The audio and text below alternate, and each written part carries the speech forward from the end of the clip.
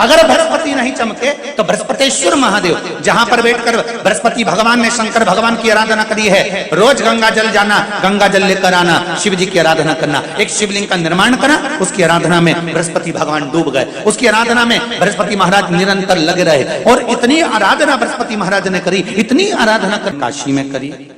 बृहस्पतेश्वर महादेव काशी में विराजमान। कौन से महादेव? जम के बोलिए जरा। बृहस्पतेश्वर महादेव काशी में विराजमान है, जो अंगूठी में पुखराज नहीं पहन सकते, जिनकी भाग्य रेखा उल्टी चल रही हो, बृहस्पति चमक ही नहीं रहा हो, जिस काम में हाथ डालते हैं वो काम पूरा ही नहीं होता हो, तो एक बार काशी जाना, बृहस्पतेश्वर महादेव का स्पर्श करना, उनका अभिषेक पूजन करना और उनका स्पर्श कर कर एक बेलपत्र ब्राह्मण देवता से मांग कर लेकर जाना कि इन बृहस्पतेश्वर महादेव से मुझे एक बेलपत्र दे दो।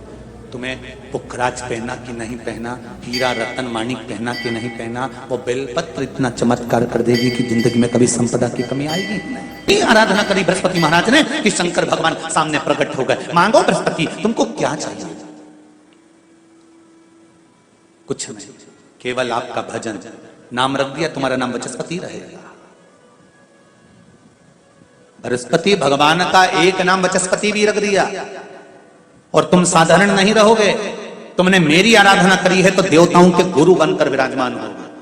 इतनी भी परेशानी चल रही हो, थोड़े दिन बाबा की जो जलाधारी है, इस जलाधारी पर हल्दी का थोड़ा सा लेपन करिए। हल्दी का लेपन कर कर जिस पात्र से शिवजी को जल चढ़ाओगी, उसी पात्र पर अपनी 3 उंगलियों का स्पर्श हल्दी का कर कर फिर बाबा को कुंदकेश्वर महादेव के नाम से जल चढ़ाना प्रारंभ करें। जो हल्दी का लेपन आपने जलाधारी पर करा है, उसी जलाधारी की एक उंगली कलश पर लगाकर लेकर आओ। घर के अंदर जब प्रवेश करो या व्यापार में प्रवेश करो तो जो कलश पर हल्दी लगाकर लाए हो, वही दरवाजे के ऊपर थोड़ी सी मात्रा में कुंदकेश्वर महादेव के नाम से लगाना प्रारंभ कर दो। कैसी भी चिंता हो, 7 से 8 दिन में वो चिंता समाप्त होगी। पूजा में 2 चीजों का होना बहुत जरूरी है, बहुत ध्यान देना। एक, जब कोई भी विद्वान ब्राह्मण आपके घर में पूजन कराने आते हैं, कोई भी विद्वान ब्राह्मण जब आपके घर में पूजन करते हैं, कोई विद्वान ब्राह्मण जब आपके घर में पूजन करने के लिए आते हैं, पूजन कराते हैं, सबसे पहले दीप प्रज्वलित करते हैं। क्या प्रज्वलित करते हैं? दीप। आप भगवान के मंदिर में जब पूजन करें, आप जब अपने घर में भगवान की जब पूजन करें, तो आप स्तुति, पाठ, मंत्र, साधना, जप, अनुष्ठान सब बाद में, सबसे पहले एक दीप प्रज्वलित करें। पूजन में दीपक होना बहुत जरूरी है। और दूसरा है, ऐसी कोई पूजन नहीं जिसमें महादेव नहीं। अगर जिस पूजन में शंकर नहीं होंगे, वो पूजन कोई देवता स्वीकार नहीं करता, कोई देवता स्वीकार नहीं करेगा, उस पूजन का कोई फल नहीं जिसमें शिव नहीं है। अब अभी तक 2 भार इंद्र के पास में थे, बहुत ध्यान देकर समझना ये नवग्रह कथा को। 2 भार थे इंद्र के पास। इन कौन से पद थे? जम के बोलो जरा। पहला पद देवराज इंद्र का, दूसरा पद देवगुरु, देवगुरु का पद भी इंद्र के पास में था और देवराज का पद भी इंद्र के पास में था। ये 2 पद जब होता है साधारण भाषा में, आप ले लीजिए, किसी के पास में अध्यक्ष का पद भी है, किसी के पास में और कहीं का पद भी है, 2-3 पद उसके पास में विराजमान है, तो उसके पास में 2-3 पद अगर विराजमान है तो फिर उससे अगर एक पद ले लिया जाता है तो उसको अहंकार आ जाता है, उसको गुस्सा आ जाता है कि बताओ अभी तक तो मुझे पूछा जा रहा था, अब तुम तो वो पद पे भी जान दो। जैसे तुम किसी कुर्सी पर बैठे हो, कथा सुन रहे हो और इतने में कोई रिश्तेदार बाहेती जी का आ गया और तुम बढ़िया आराम से बैठे थे, और बैठे बैठे इतने में बाहेती परिवार से कोई आया और उसने तुमको उठाया, प्लीज थोड़ा सा, और तुम्हें उठाकर दूसरी जगह बिठा दिया और उन्होंने अपने वाले को कुर्सी पर बिठा दिया। अब बोलो, जो उठा, जिसको उठाया जाता है उसका भगोने जैसा मुंडा हुआ क्यों नहीं हुआ?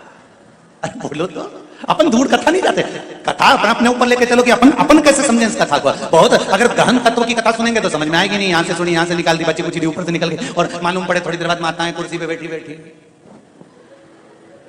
अब फिर तो अपन तो अपने पर लेकर चलो ना, कि जैसे कोई आप कुर्सी पर बैठ गए और इतने में इनके रिश्तेदार कोई आए और आने पर उन्होंने कहा दिया तुम यहाँ से उठो दूसरी जगह जाके बैठो, इतने में तुमको बुरा लग गया, बुरा लगा, मुंह भगोने जैसा हो गया, गुस्सा आ गया। उसी तरह इंद्र के पास में दो सत्ता थी, एक देवराज इंद्र थे और दूसरे गुरु का पद भी इंद्र के पास में था। देवताओं के गुरु बनकर इंद्र घूम रहे थे, पर अब उल्टा हो गया। शंकर भगवान ने बृहस्पति महाराज को देव गुरु बना दिया। अब जैसे ही देवगुरु बनाया तो इनका इंद्रदेव का मुंह, अरे वो बोलो तो तुम भगोड़े सा हो गया, कुर्सी उतरी कि मुंह भगोड़ा, तो गुस्सा तो गुस्सा। इतने में इंद्र ने, बृहस्पति महाराज देवगुरु बन गए, इंद्र सिंहासन पर बैठे थे, अप्सराओं का नृत्य देख रहे थे। वहीं से देवगुरु बृहस्पति का आगमन हुआ। बृहस्पति महाराज जैसे ही आए तो इंद्र तो सिंहासन पर बैठकर पूरा अप्सराओं का नृत्य देख रहे थे। उनको देवगुरु बृहस्पति से मतलब ही नहीं था। कोई स्थान नहीं, कोई सम्मान नहीं, कोई आदर नहीं, कोई आदर नहीं। जिसको घर के बड़े बुजुर्ग सम्मान देते हैं, घर के बच्चों का भी फर्ज है कि उसका सम्मान बच्चे करें। सही है कि गलत है? घर के बुजुर्ग उसका सम्मान दे रहे हैं ना, घर के बड़े उसका सम्मान कर रहे हैं ना, तो घर के बच्चे कहते हैं नहीं वो तो हमारे लिए गलत सोचता है, हमेशा हमारे लिए अपशब्द बोलता है, हमेशा आड़ा टेढ़ा बोलता है। तो घर के बुजुर्ग कहते हैं तुम्हें क्या करना है, जब हम सम्मान दे रहे हैं तो तुम भी दो, हम आदर कर रहे हैं तो तुम भी करो। बृहस्पति महाराज का सम्मान नहीं हुआ। बृहस्पति महाराज वहां से उठकर चले गए, बोले नहीं। जो समझदार होता है वो तुरंत कह देता है कोई बात नहीं, मैं चले जाता हूं। कोई मुख पर क्रोध नहीं, कोई चिड़चिड़ प्रवृत्ति नहीं, कोई अपशब्द नहीं। एक बात मैं आप सबको कहना चाहूंगा, किसी जगह पर यदि आपका अपमान हुआ है, बहुत ध्यान देना जरा, कथा थोड़ी भारी है पर समझ लोगे आप। किसी जगह पर यदि आपका अपमान हुआ है तो आप भगवान शंकर को धन्यवाद देना कि मैंने पूर्व में किसी का अपमान करा होगा तो मेरा हिसाब आपने इतनी जल्दी बराबर कर दिया है, इतनी जल्दी बराबर कर दिया। ये थोड़ा सा अपमान मेरा कराया, मेरा हिसाब बराबर हो गया। कोई गाली दे रहा है, देने दो, शंकर भगवान को धन्यवाद देना, बाबा बड़ी कृपा करी, मैंने पूर्व में इसको गालियां दी होंगी, अपशब्द कहा होगा तो इसने मुझे पलटकर गाली दे दी, अपशब्द कह दिया। ये तेरी कृपा है, ये तेरी दया। और जब तक तेरी करुणा, तेरी कृपा, तेरी दया नहीं हो तब तक कुछ हो ही नहीं सकता। तेरी कृपा।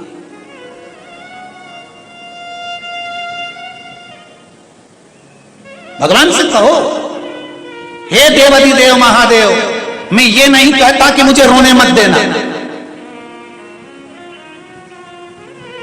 क्योंकि कर्म का भोग तो मुझे भोगना पड़ेगा। देवाधिदेव महादेव से कहो, हे देवाधिदेव महादेव, मैं ये नहीं कहता कि मुझे रोने मत देना, पर इतना जरूर कहता हूं तेरे सिवा किसी दूसरे के आगे झुकने मत देना, बस इतनी कृपा कर। तुमसे पूछे कि सत्यनारायण जी की कथा कहां से निकली है तो आप बता सकते हो स्कंद पुराण से निकली है। स्कंद पुराण में सत्यनारायण भगवान का चरित्र वर्णन किया गया।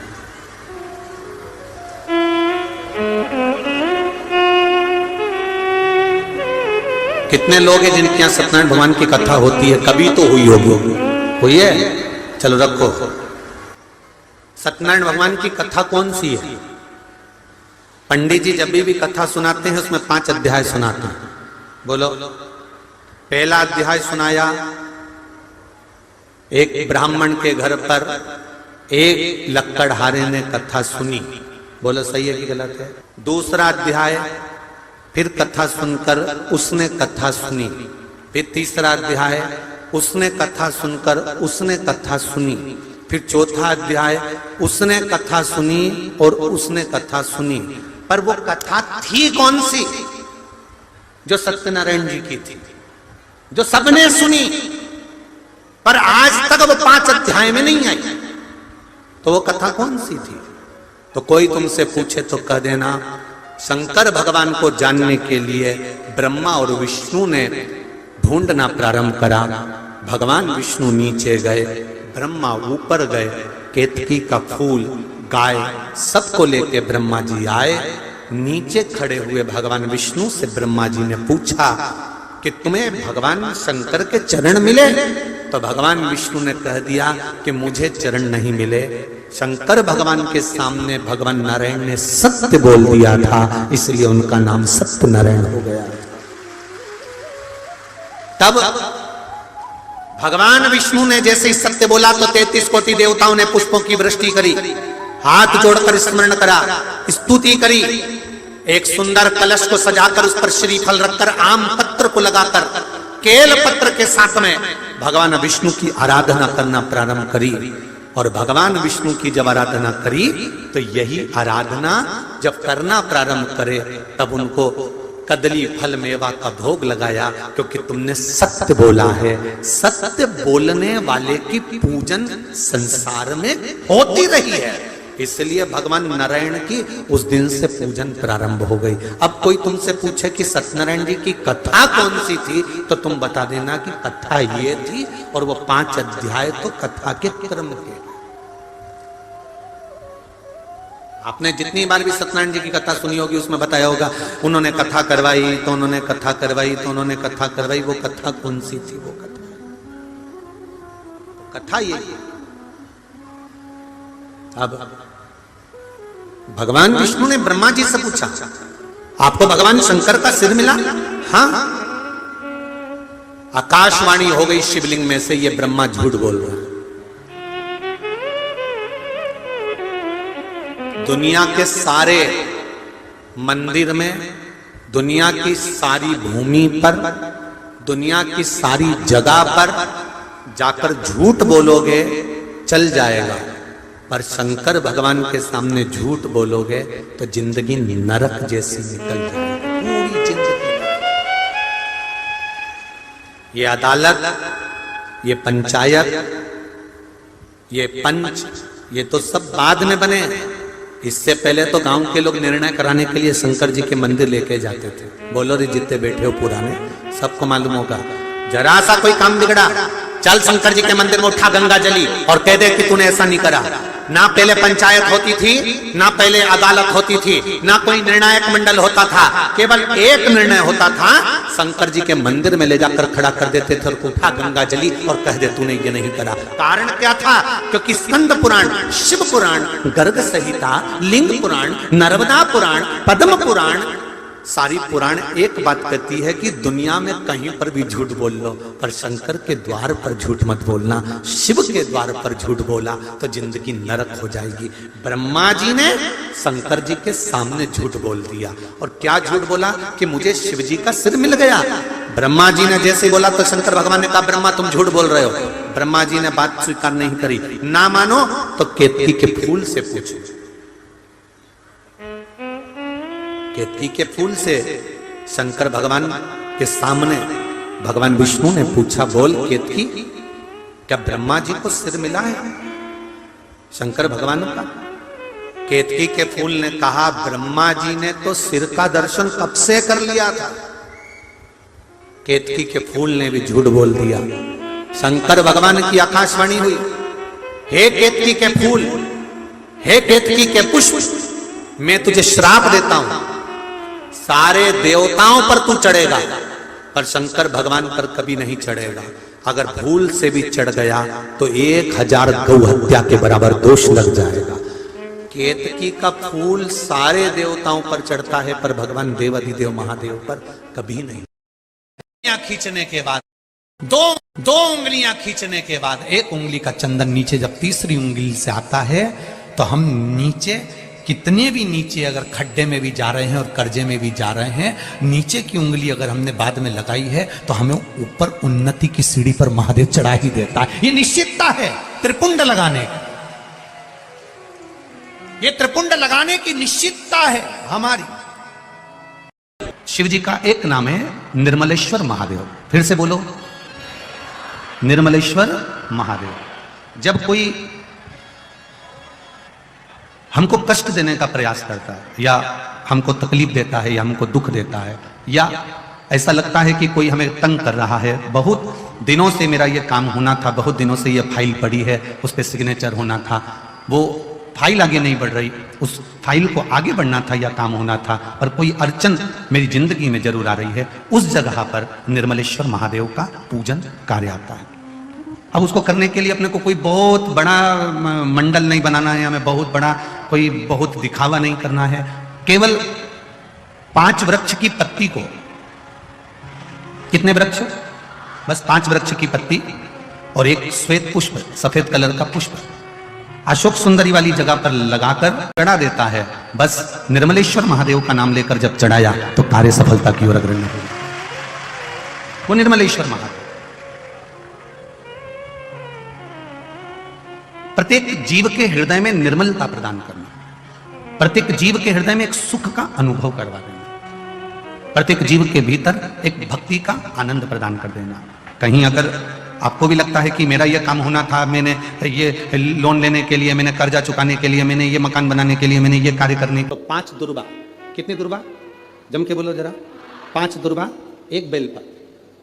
कभी अगर मौका मिले जीवन में, 5 दुर्बा, 1 बेलपत्र, 1 अक्षत, 1 चावल का दाना, और तीनों पत्तियों पर लगा हुआ चंदन। बेलपत्र की जो 3 पत्ती होती है, इन तीनों पर लगा हुआ चंदन, दुर्वा, बेलपत्र, चावल का 1 दाना मध्य पत्ती पर रखकर, जब भी आप अपने हृदय से कोई सरकारी गतिविधियों में कहीं फंस गए हो, सरकारी कोई केस चल रहा है, कोई सरकारी चीजों में अगर तकलीफें आ रही हैं, तो शिव का नाम लेकर आप अपना कर्म जरूर करना, मेहनत जरूर करना, कर्म के साथ में शंकर पर विश्वास रखकर 1 अक्षत का दाना, 1 बेलपत्र, 5 दुर्बा हाथ में लेकर शिव का स्मरण कर कर श्री शिवाय नमस्तुभ्यम कहकर, अगर श्री शिवाय नमस्तुभ्यम भी नहीं कह सकते, पंचाक्षर मंत्र नमः शिवाय, षडाक्षर मंत्र ओम नमः शिवाय, या फिर श्री शिवाय नमस्तुभ्यम बोलकर शिव को जो स्थान आपको बताया है, स्थान देखा है ना, फिर ध्यान देंगे, अशोक सुंदरी से शिवलिंग के बीच की जो खाली जगह है, देख रहे हो आप लोग?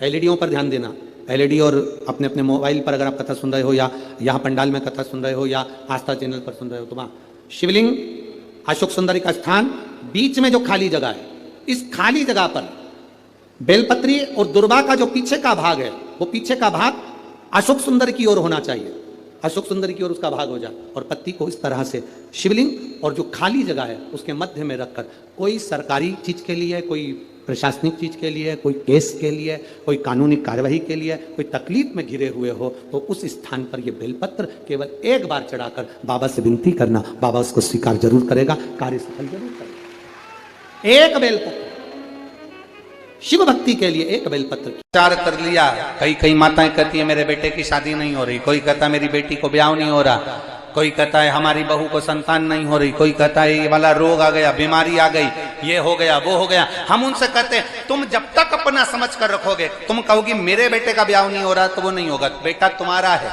तुमने कह दिया मेरी बेटी का ब्याह नहीं हो रहा, वो नहीं हो रहा क्योंकि बेटी तुम्हारी है। तुम कह रहे हो मेरा रोग नहीं मिट रहा, तुमने जान लिया कि रोग मेरा है। तुम कहते हो मेरे यहाँ संतान नहीं हो रही, मतलब तुम जानते हो कि मेरा है। जिस दिन तुम्हारे मुख से ये शब्द मेरा निकलना बंद हो जाए और निकलने लगे महादेव तेरी बेटी की शादी कब करेगा, महादेव तेरे बेटे का ब्याह कब करेगा, महादेव तेरे घर की बहू आई है उसको छोरा कब देगा, महादेव तेरे बल पर रोग आया है तू कब हरेगा, तो महादेव भी कैंसर जैसे रोग को मिटा देता है।